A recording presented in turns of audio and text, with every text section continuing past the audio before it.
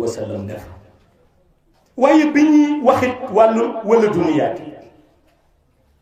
ci réalité boobu la Mawlaay Cheikh Ahmed Tijani Chérif fessé muy benn ci ay gradam benn ci gradam bu ko permettre mu siéger mais xam nga bu ñu waxee Mawlaay Cheikh Ahmed Tijani Chérif siéger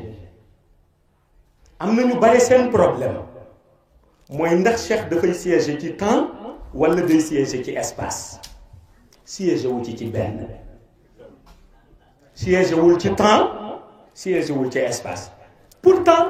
xaqiqatu tayyu bi ñuy wax mais secret bi moo koy jox mais xam nga lu tax siéger wul ci temps siéger wul ci espace bu mu ci jëloon rek mu tënk ko bu doon ci temps la siéger dañuy wax ni dund na zamanam ni ko Seydi Mouhamadul Bachir waxee ba zamanam jeex na kon tempsam jeex na durée de vie bi mu fi amoon jeex na dootul mën a duggaat ci beneen temps bu siéger woon ci espace dañuy wax ni Aynu Maadi ba mu nekkoon wala ba mu ñëwee Fès génn àdduna denc nañ ko jeex na ku demul Fès mënoo ko teg bët mu lànk ni du siéger ci temps du siéger ci espace mais ñu laaj ko ni ko ci lan lay siéger mu ni ci zikr salatul fatiha ci zikr lay siéger ni muy siéger ci zikr mooy moment bu nit ki jëlee kurusam bu demee ba nekk en communion ak borom bi subhanahu wa taala rek nga xam ni dara doxatul digganteem ak yàlla mi ngi yëg réalité uluhiyaat yi réalité uluhiyaat yi xolam mi ngi koy sentir réalité uluhiyaat yi ruuxam mi ngi koy sentir nga gis bët bi commencé di leer bu bët bi leeree ba mu defe ni amatul lu dox digganteem ak yàlla rek espace intermédiaire bi génn bu espace intermédiaire bi génnee muy xool lii di leer lan la gis sang bu tedd bi di Mawlaay Cheikh Ahmed Tijani Chérif li ko Cheikh Tijani di jàngal mooy ci zikr le siège siège wul ci temps siège wul ci espace ci zikr le siège léegi nag looloo tax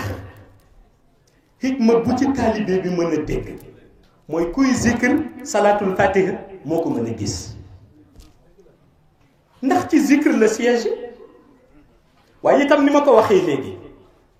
ni yàlla dina dogal nit dem ba ruuxam ci boppam am maîtrise spirituelle ci zikr su boobaa moom ci boppam doxam sax ci monde shahada zikr la waxam sax zikr la loolu tax yonent bi sallallahu alayhi wa sallam wax ibnu mas'udin ni ko di nga dem ba gis borom xam-xam nga toog ak moom mais jarul ngay bind jarul ngay yore daal di càpp di wax da ngay noté la muy wax toogal di ko déglu mu gën yàlla mu gën jaamu yàlla junne gën jihaad nga déglu borom xam-xam mu wax mais waxul koo xam ne rek dafa jël texte nii di wax ki muy wax mooy ki nga xam ne dem na ba am maîtrise ci ruuxam dem na ba ruuxam am maîtrise spirituelle boo xam ni wax bi muy wax ak yow yëpp zikr la boo xam ni mi ngi koy concentré ci sa ruux moo tax booy déglu yonent bi di gaaw a àgg ci yàlla booy déglu Mawlaay Cheikh Ahmed Tijani di gaaw a àgg ci yàlla ndax ñoom seen làmmiñ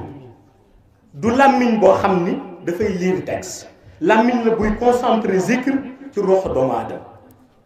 gis nga nit ñu mel noonu ñoom la yàlla bind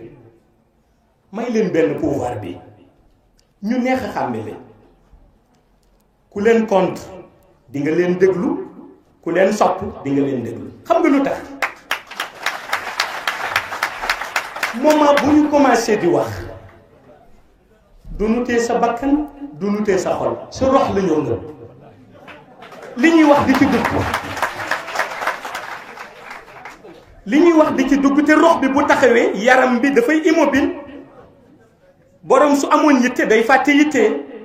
bu amoon soxla day fàtte soxla yi bu bëggoon weddi dootul mën a weddi tànk kooku noppiwul su kooku noppee nag bu demee lam ca àttan mu téye lam ca àttanul daal di ball daal di dem yoonam su boobaa nag ci lay mën a analyser mais bu koy déglu du mën a analyser tànk parewul ñooñu yàlla dafa def ci ñoom làmmiñ boo xam ni seen ruux dafa ànd ak maîtrise spirituelle ci zikr ñooñu nag la yonent bi di wax ni toog seen jotaay bindoo defoo dara wecc ni junne atu jaamu yàlla su tuddee itam ni borom xam-xam yi ñoo wutu yonent yi ñu mel noonu ñoo tax muy wax mooy ñi nga xam ni li yonent yi mënoon ci nit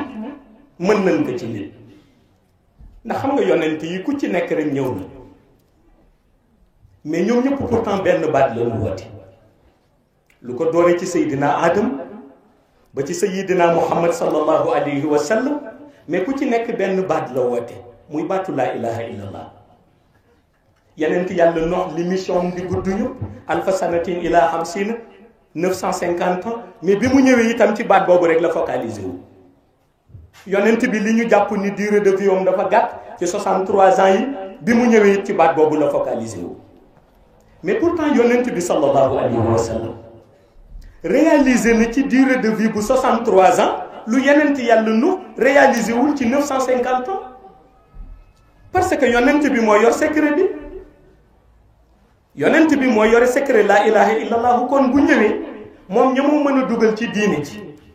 du bokk ak beneen nawleem bu yonent waaye